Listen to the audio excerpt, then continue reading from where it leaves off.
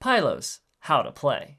The object of the game is to place the final sphere to complete the pyramid. Lay out the board and place the balls by color in the reserve area.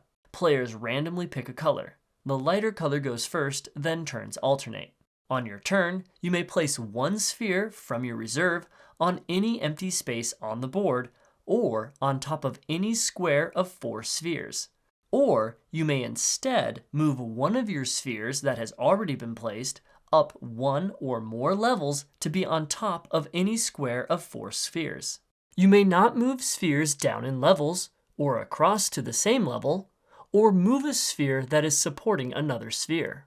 If you place a sphere so that you complete a square of 4 spheres in your color, then you get to remove 1 or 2 of your spheres from play and add them to your reserve. You are allowed to remove the sphere you just placed if you want. You can return spheres from any level, but you may not remove a sphere that is supporting another sphere.